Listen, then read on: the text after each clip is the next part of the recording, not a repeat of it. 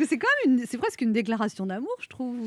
Parce que vous dites, en même temps, c'est peut-être une chance qu'elle m'a pas accordé d'interview parce que du coup, j'ai vraiment enquêté, rencontré ses proches, ses amis de classe, des photos de classe. Vous avez été très loin dans l'investigation. C'est vrai que je pense que son refus a sans doute participé à mon obstination, a donc en tout cas aggravé mon obstination.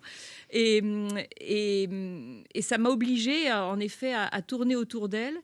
Mais Il y a des petits détails, hein. On apprend qu'à 16 ans, Angela Merkel faisait partie du club des filles pas embrassées. oui, c'était le CDU, le Ça m'étonne club pas. des... Le CDU. En allemand, le club des non-embrassés, les initiales, c'est le CDU. Donc, on disait qu'elle était déjà à la CDU avant de le savoir que ça existait. À 16 ans. Et qu'elle faisait partie. Elle était assez, en effet, juvénile et pas très délurée. Et elle était très adolescente. D'ailleurs, c'est très amusant de voir que les premières photos d'elle ministre, elle a l'air d'avoir 18 ans alors qu'elle en a déjà plus de 30.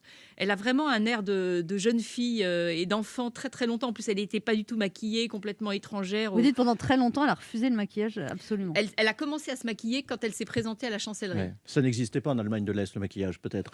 Non, voilà, c'était pas du tout le genre. Les femmes, elles conduisaient des grues, des voitures, elles avaient les métiers des hommes. Il y avait une égalité totale. Ce qui est entre drôle les aussi sexes. sur Angela Merkel, je ne savais pas, c'est qu'elle est née en Allemagne de l'Ouest et c'est Ouais. son père, quand il a eu 3 ans, qui a décidé de faire le voyage en sens inverse que tout le monde faisait. Tout le monde à l'Est voulait aller à l'Ouest et son père, il part de l'Ouest et il va à l'Est. Voilà, c'est le paradoxe de la naissance d'Angela et qui va déterminer beaucoup de sa vie et de sa construction psychologique et politique, c'est qu'en effet, au moment après la Deuxième Guerre mondiale, quand la dictature communiste s'installe en Allemagne et crée ce pays d'Allemagne de l'Est, la plupart des gens essayent de fuir le régime vers la démocratie, vers l'Ouest, vers le pays de la liberté qu'est l'Allemagne de l'Ouest.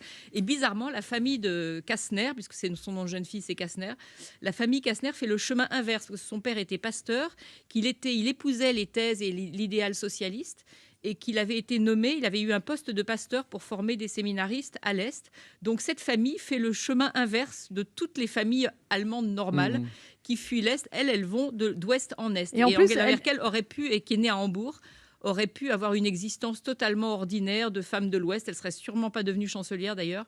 Et elle est devenue une enfant et une jeune femme de l'Est qui a découvert la chute du mur et qui, à cette occasion, a découvert la politique.